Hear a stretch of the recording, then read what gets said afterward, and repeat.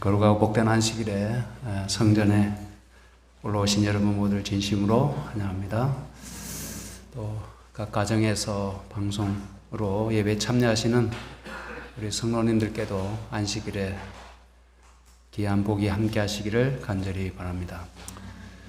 오늘 저녁에는 우리가 신명기 10장에 있는 말씀을 함께 보시겠습니다. 신명기 10장은 1절부터 5절에 있는 말씀은 하나님께서 십계명을 다시 모세를 통하여 주신 이야기를 증거하고 있습니다.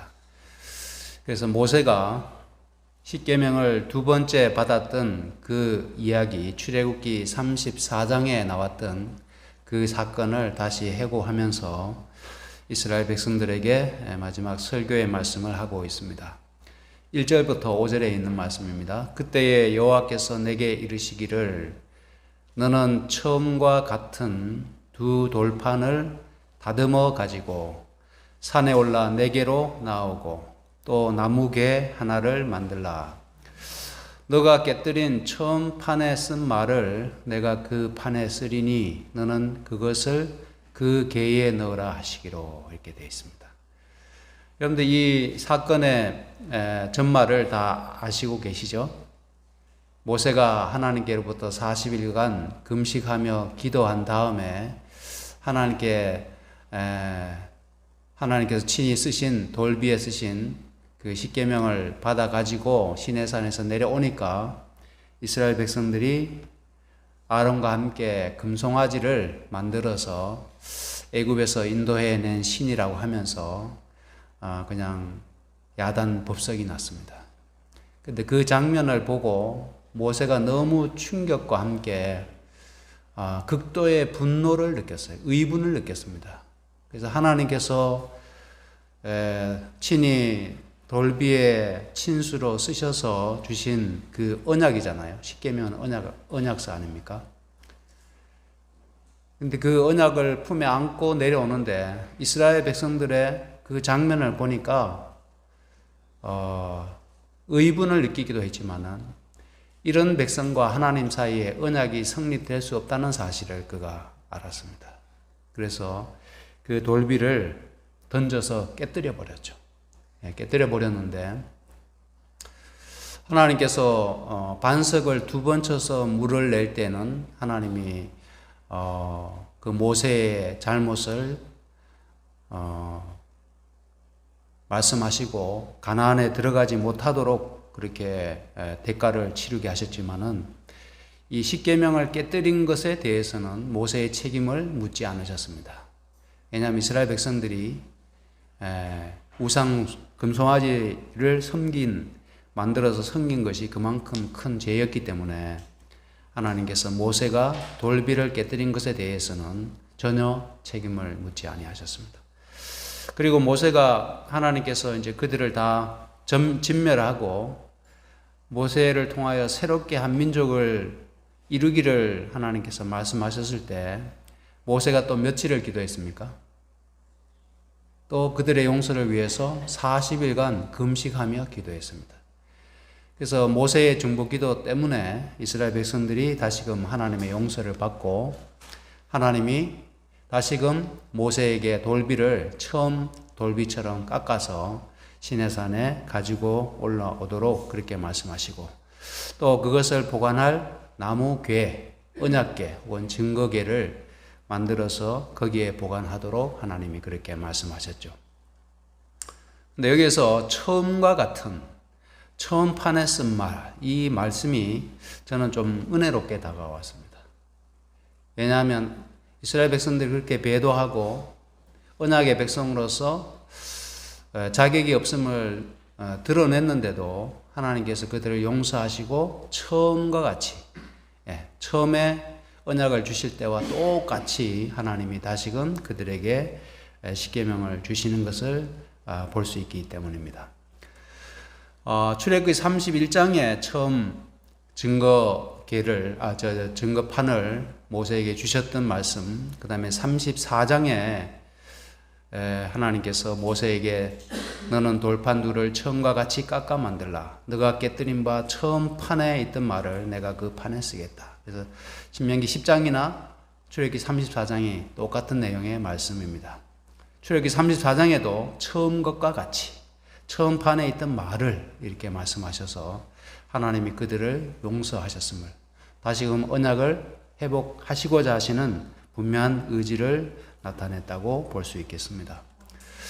FC 톰슨이라는 사람이 하나님께서 우리 인류에게 율법을 주신 7단계를 정리를 했는데 굉장히 통찰력 있는 것 같아서 좀 소개해 드리겠습니다. 하나님이 우리 인간에게 주신 율법은 처음에는 자연이라고 볼 수 있다는 겁니다.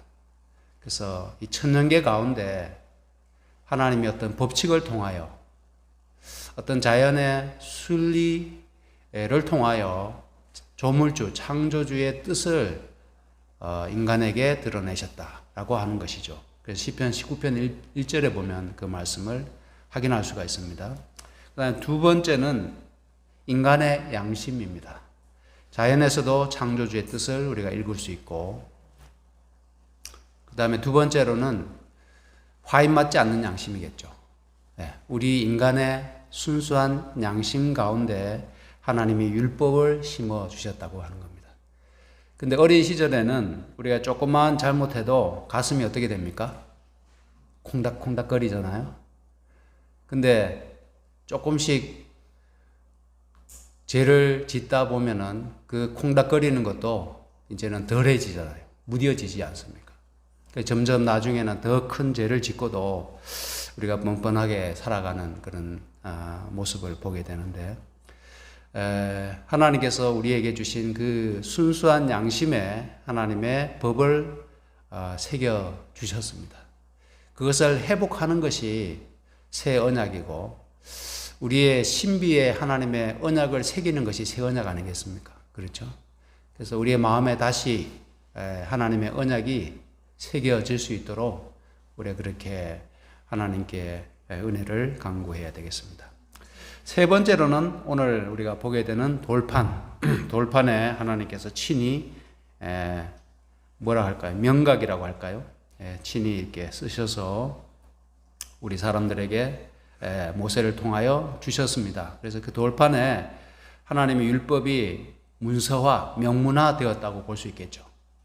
그래서 자연이나 인간의 양심에 하나님의 뜻은 어떻게 보면 분명하지만은 그러나 어떻게 보면 구체적이지 못할 수 있습니다. 그렇죠. 우리의 양심이나 자연은. 그러나 하나님이 친히 돌비에, 지워지지 않는 돌비에 그분의 친수로 쓰신 율법은 그것이 너무나 구체적이고 너무나 정확하기 때문에 그 누구도 부인할 수 없을 하나님의 뜻을 드러내셨습니다.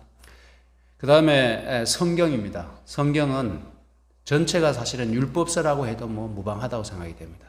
하나님의 뜻, 하나님의 통치의 어떤 그 방법, 통치 스타일, 하나님의 어떤 기뻐하시고 하나님의 미워하시는 것이 무엇인지 이 성경에 어떻게 보면 펼쳐서 하나님의 율법을 주셨다고 볼 수 있겠습니다.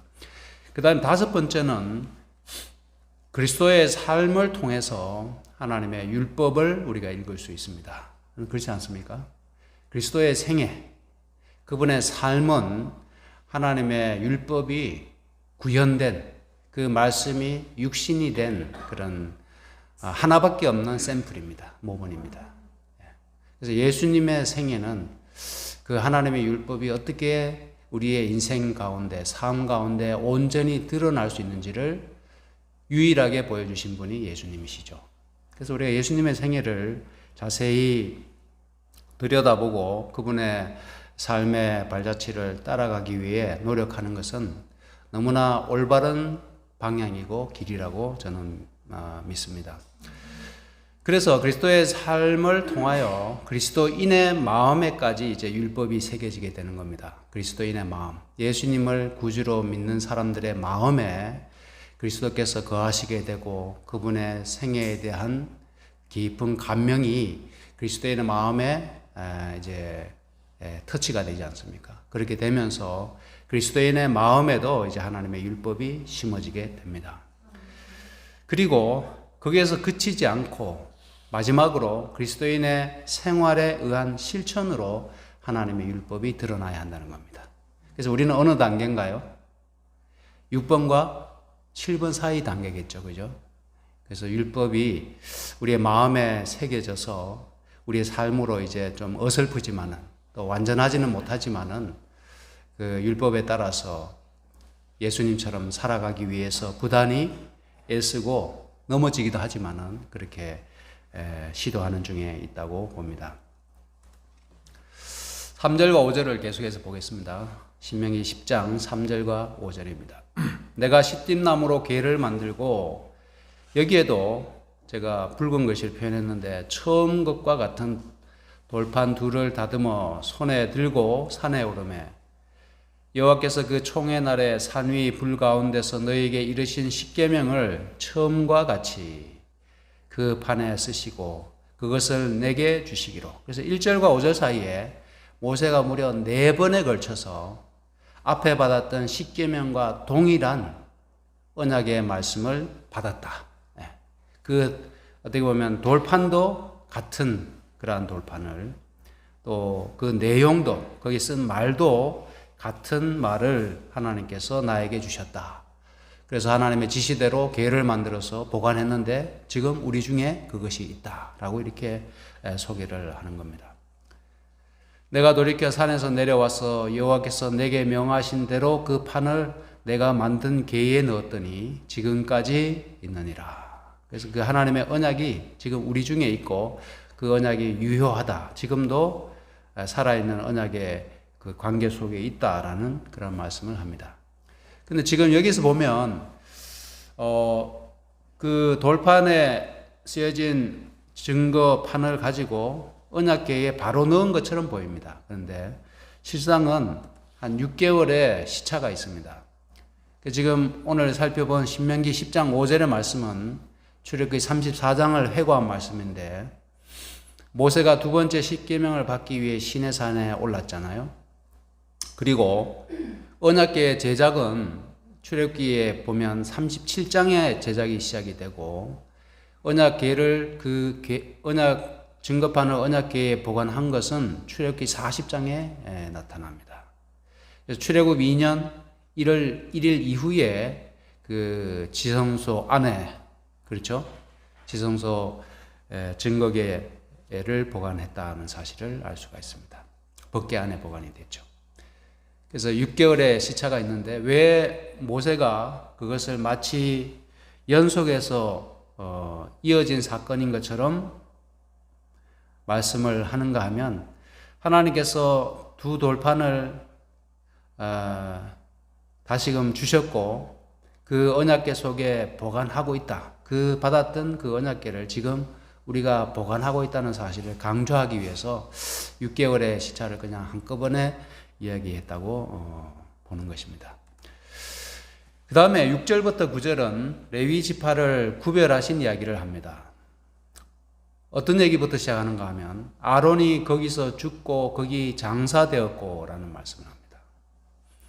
이 이야기를 하는 것은 하나님께서 모세의 중보에 의해서 아론을 용서하셨습니다. 이스라엘 백성들과 함께. 근데 아론의 죽음을 여기서 언급하는 것은 의미가 있다고 생각이 됩니다.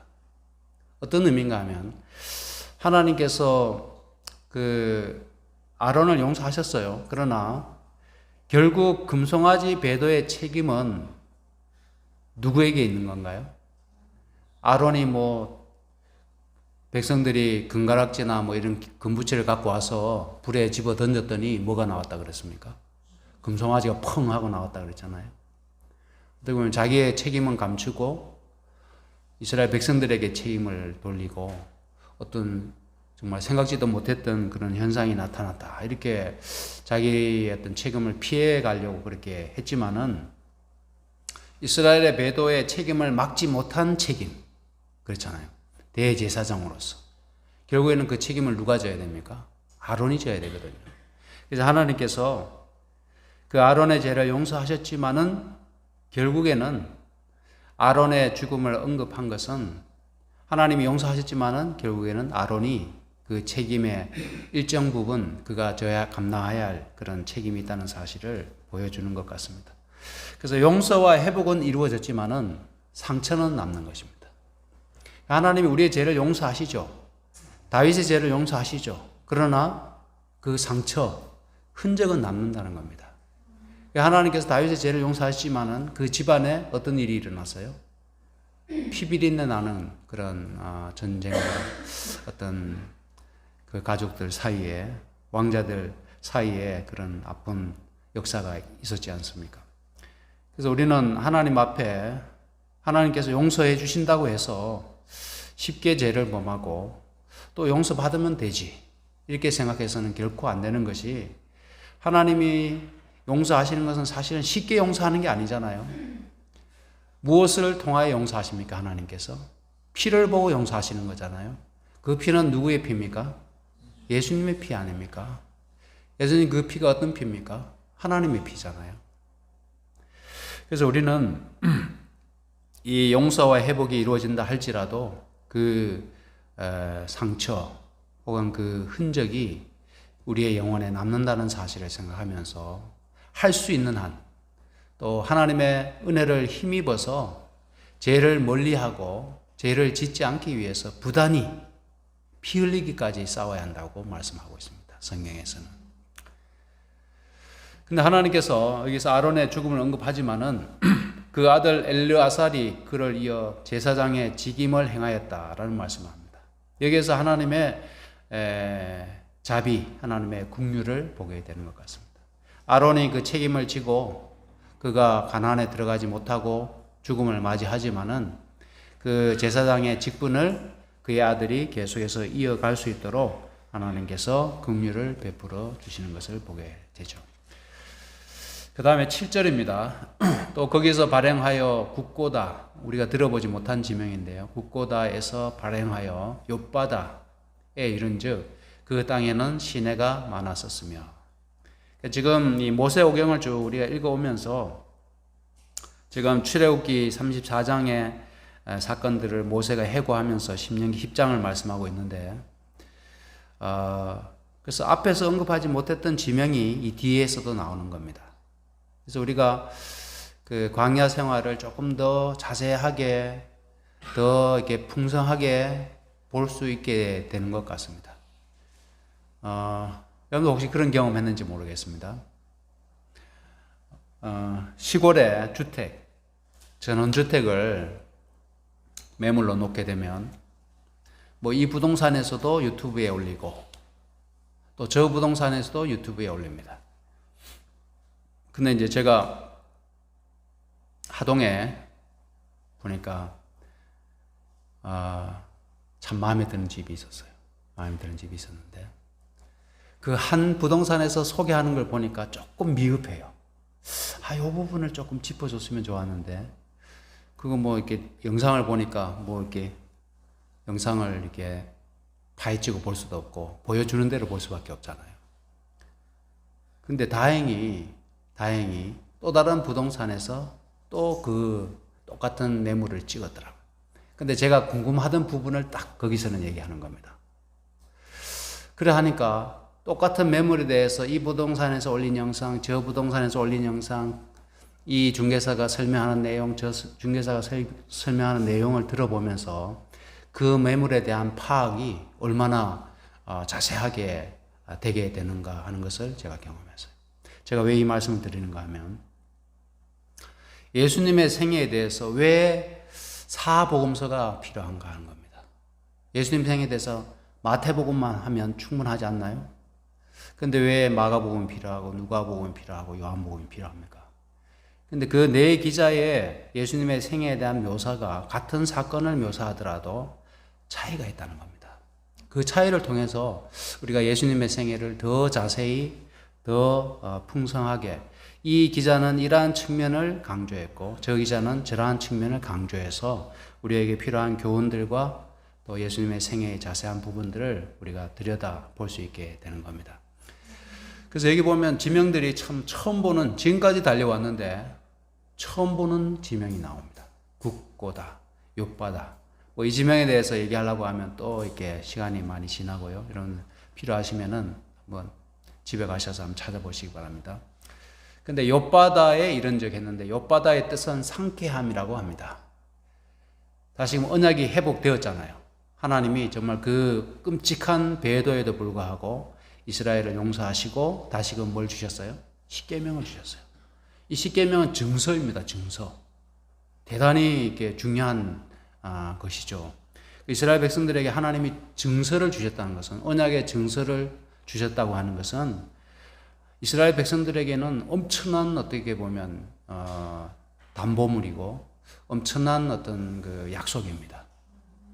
그래서 하나님이 그들에게 주셨어요.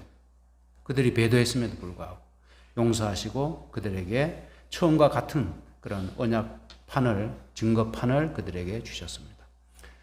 그리고 제사장직이 레위 지파에 의해서 이어갈 수 있도록 하나님께서 또 그들에게 기회를 주셨습니다. 이런 상황 가운데서 그 모든 일들이 잘 해결이 되었어요. 새롭게 출발할 수 있게 되고 그들에게 은혜의 기회가 연장이 되었습니다. 하나님이 용서하시고. 그래서 그들에게 얼마나 큰 기쁨이 되었을까요? 그 욥바다에 이르렀다고 하는데 그 욥바다 지명의 뜻이 상쾌함입니다. 우리가 하나님께 용서받았을 때 또 하나님의 은혜가 우리에게 계속된다는 사실을 확인하게 되었을 때 우리에게 유쾌함이, 상쾌함이 이르게 되는 것입니다. 그래서 그 땅에 시내가 많았었으며 이렇게 되어 있잖아요. 그래서 저는 이 말씀 보면서 시편 23편이 떠올랐어요. 시편 23편. 잘 보십시오. 여호와는 나의 목자시니 내게 부족함이 없으리로다. 그가 나를 푸른 초장에 누이시며 쉴만한 물가로 인도하시는도다. 이 과정이 있어요. 쉴만한 물가. 여기 앞에서 말씀드렸던 이 욥바다까지 이르게 된 그 여정 속에 그런 큰 일들, 어떻게 보면 끔찍한 범죄들이 있었음에도 불구하고 하나님께서 사랑의 목자이시기 때문에 정말 말 듣지 않고 정말 어떻게 보면 의롭지 않고 정직하지 않고 지혜롭지 못한 이스라엘 백성들을 인도하셔서 푸른 초장에 누이시며 쉴만한 물가로 인도하시는 겁니다. 욥바다로 인도하시는 겁니다. 다윗이 이 시를 쓸 때 그의 개인의 간증이기도 하지만은 가인이 출애굽의 역사, 그들의 조상의 역사를 너무나 잘 알고 있었습니다. 우리 시편 읽어보면 이 모세 오경에 나오는 그 출애굽의 역사에 관한 기사들이 시편에 엄청나게 많이 나옵니다. 그게 다윗이 잘 알고 있었다는 뜻입니다. 다윗이 시편 23편을 쓸 때 자신의 인생 경험을 통해서 느낀 것도 있지만은 이스라엘 백성들의 경험을 여기에 담았다고 생각이 됩니다. 쉴만한 물가로 인도하시는도다. 내 영혼을 소생시키시고 자기 이름을 위하여 의의 길로 인도하시는도다. 여기서 의의 길로 인도하시는도다. 그들에게 돌비를 다시금 주시고 그들을 의의 길로 인도하시는 목자이신 하나님의 모습을 우리가 만날 수 있습니다.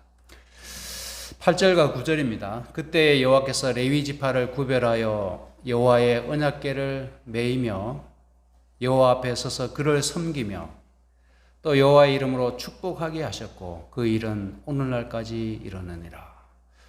여기 보면 레위 지파의 직무, 이 거룩한 직무가 참 굉장히 영예롭게 묘사가 되어 있습니다. 여기 한번 자세히 보십시오. 레위 지파를 구별하여 여호와의 언약궤를 어떻게 했어요? 매게 했어요. 여호와 앞에 서서 하나님을 섬기는 일을 하도록 했습니다. 또 여호와의 이름으로 뭐하게 하셨어요? 축복하게 하셨어요. 축복하게. 이 레위 지파의 제사장직의 이 거룩한 직분이 누구에게 지금 전달이 되었습니까? 누가 맡고 있습니까?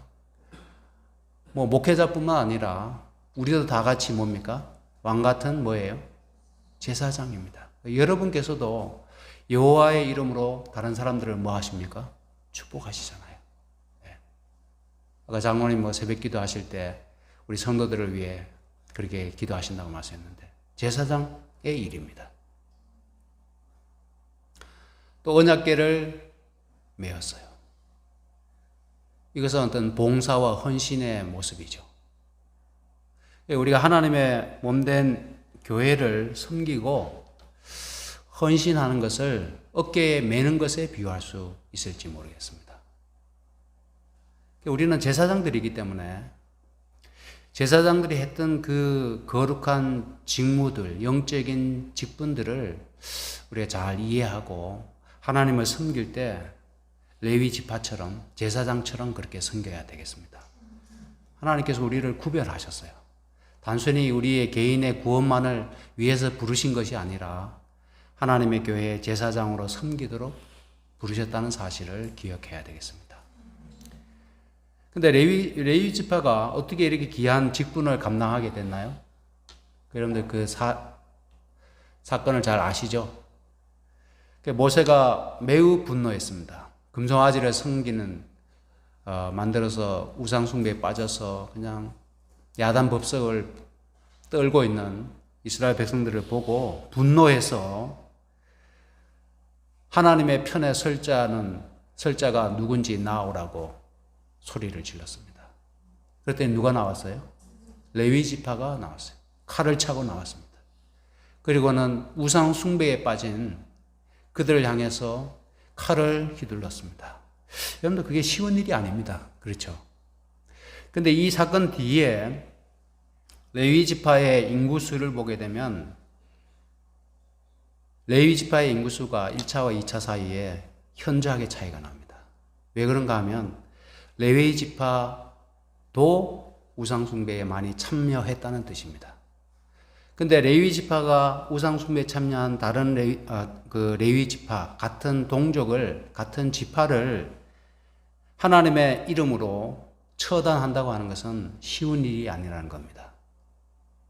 이스라엘 민족도 마찬가지지만은 가깝게는 내 지파, 내 사촌들, 내 팔촌들을 내가 죽여야 되는 겁니다.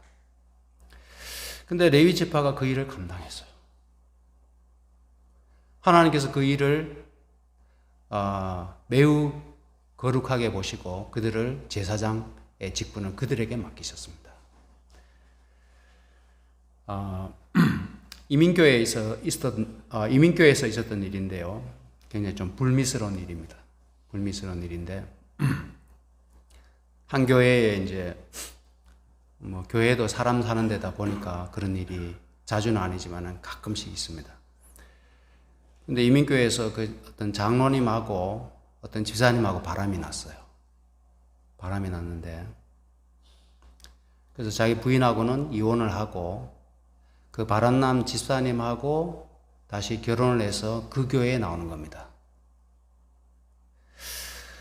교회의 장로님이 교회에 또 집사님하고 그런 일이 있으면은 그 교회는 어떻게 될까요? 그 교회는 풍지박산이 나겠죠. 외형은 유지한다 할지라도 영적으로는 풍지박산이 나는 겁니다. 거기에서 어떤 예배가 드려지겠으며 받는 감화나 어떤 은혜가 무엇이 있겠습니까? 교회의 영적인 지도자가 그렇게 했을 때.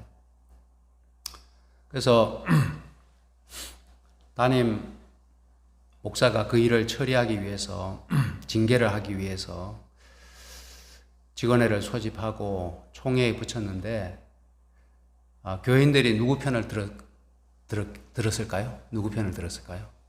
그 장로님 편을 들었을까요? 목사님 편을 들었을까요? 교인들이 장로님 편을 들었습니다. 그리고는 그 목사님을 쫓아냈어요. 이 사건은 지금 레위 지파가 행했던 일하고 굉장히 현저하게 대조가 됩니다.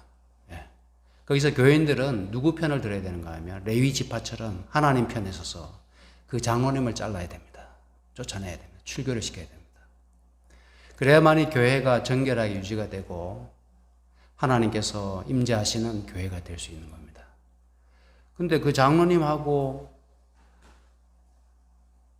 뭡니까? 친분이 있고, 목사는 떠나가지만은 그 장로님은 거기에 계속 남는다고 생각하기 때문에, 가제는 뭐 개편이라 그러나요? 뭐 그렇게 해가지고 장로님 편을 들어버렸습니다. 그것이 다른 일반 개신교 얘기가 아니고 우리 재림교의 이야기입니다. 참 끔찍한 이야기죠. 예. 그래서 레위 지파가 어떻게 제사장 그룹이 될 수 있었는가? 지금 이 8절에서 그들이 행했던 일이 쉽지 않은 일이었다는 겁니다. 예. 그럼에도 불구하고 하나님의 영광을 위해서, 하나님의 이름을 위해서 그들이 기꺼이 칼을 들었습니다. 우리가 필요할 때는 이 교회의 순수함과 하나님의 영광을 위해서 내 형제를 쳐야 할 순간도 있습니다. 쉽지 않겠죠, 그죠?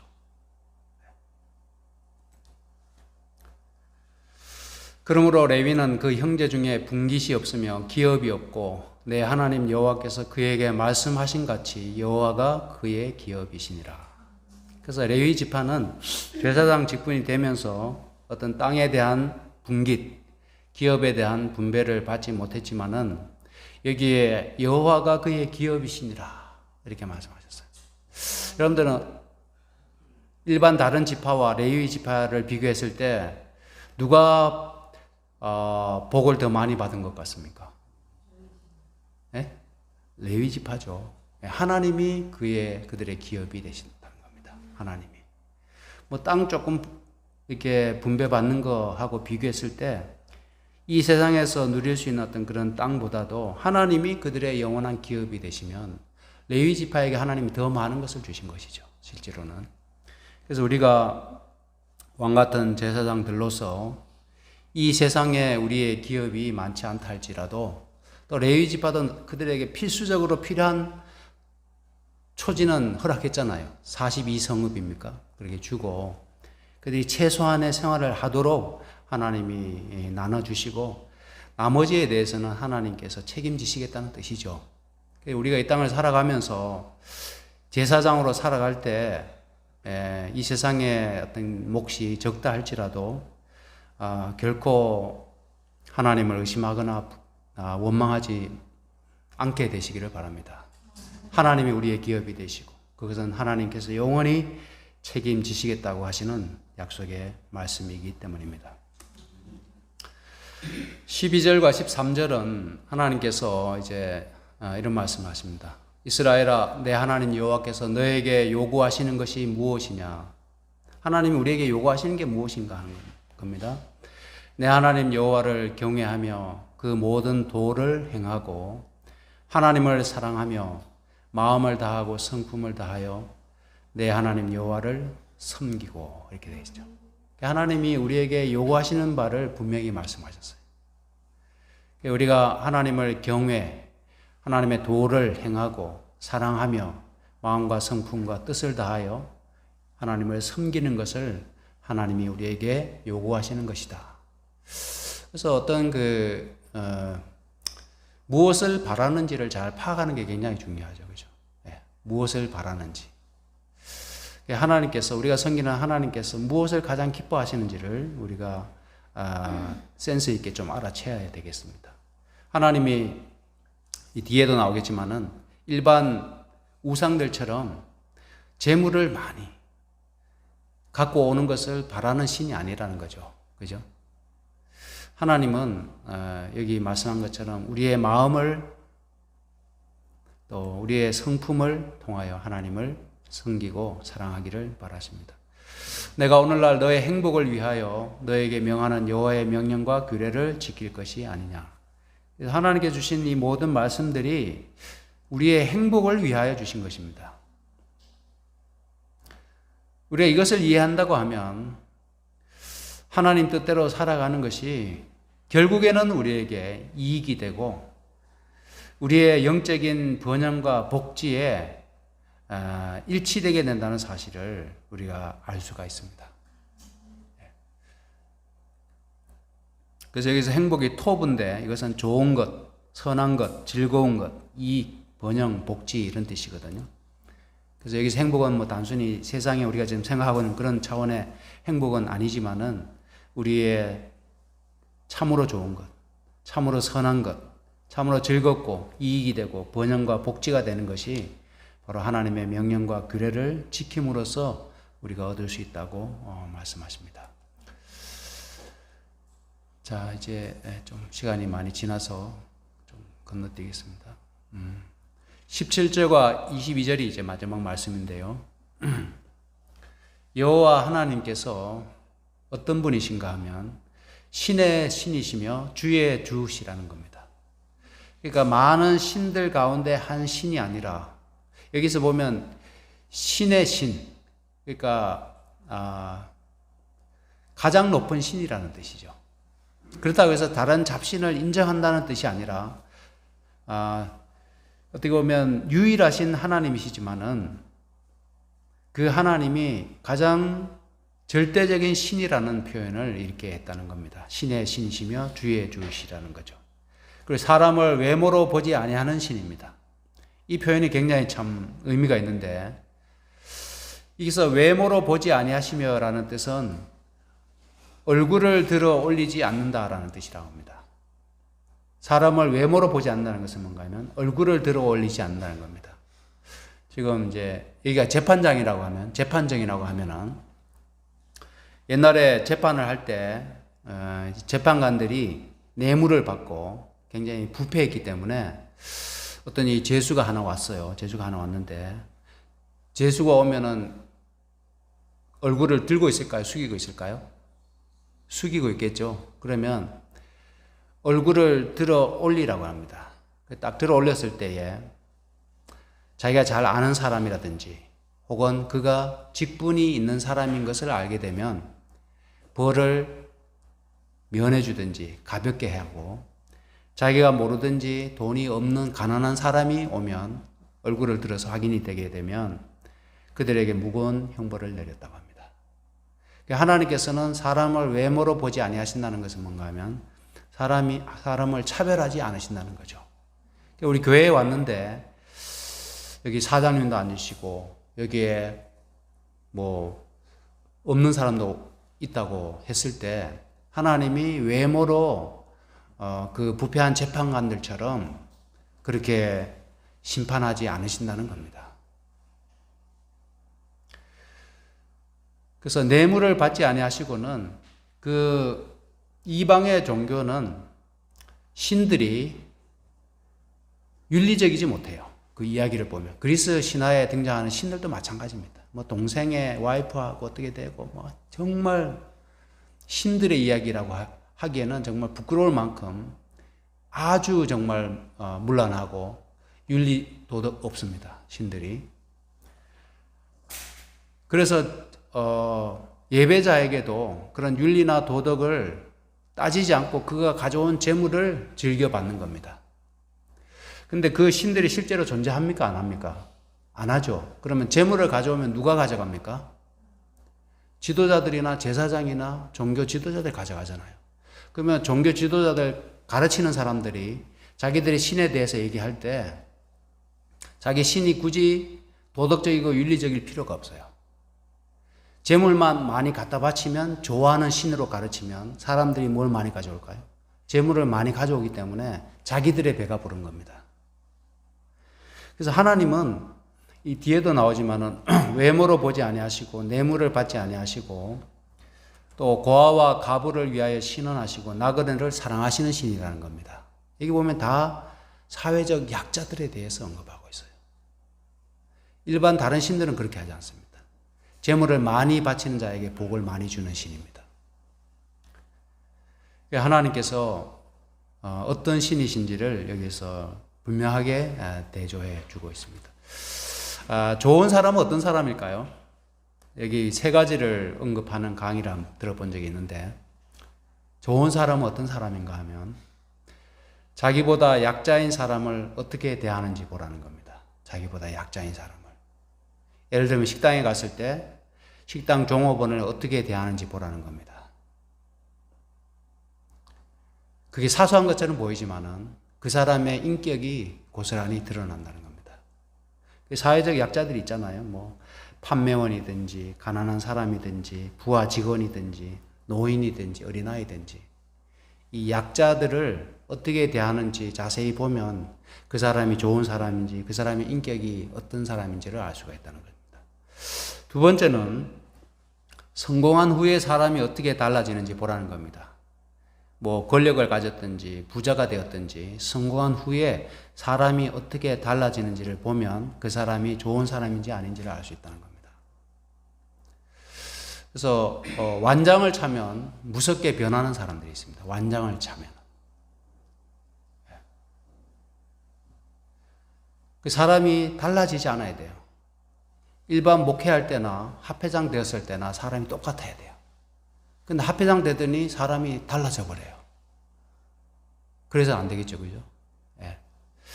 그래서 이러한 부분들이 사람이 어떤지가 이렇게 드러나는 겁니다. 그다음에 말이나 행동의 진정성을 보라 이렇게 얘기를 하는데 그 말이 얼마만큼 진정어린지 진정으로 하는 말인지 그 행동이 얼마만큼의 진정성이 있는지를 볼 때 그 사람이 좋은 사람인지를 알 수 있다고 합니다.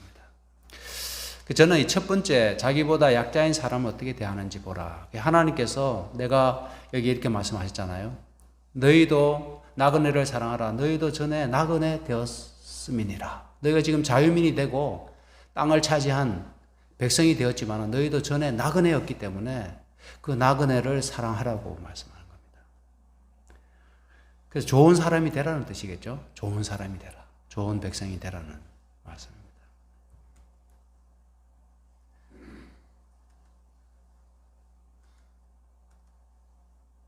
22절 보고 마치겠습니다. 애굽에 내려간 내 열조가 겨우 70인이었으나 이제 내 하나님 여호와께서 너를 하늘의 별같이 많게 하셨느니라.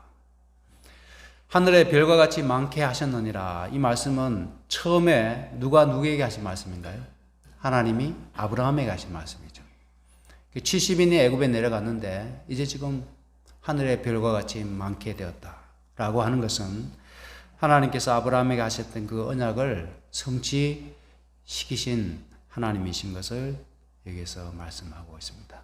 이제 말씀을 마치면서 하나님께서 이스라엘 백성들에게 얼마만큼의 은혜를 베푸시고 어떻게 인도하셨는지, 또 그들이 실수하고 배도하고 넘어짐에도 불구하고 여전히 그들을 포기하지 않고 인도하시고 그들에게 은혜와 또 사랑을 베풀어 주시는 그런 하나님의 모습을 보게 됩니다.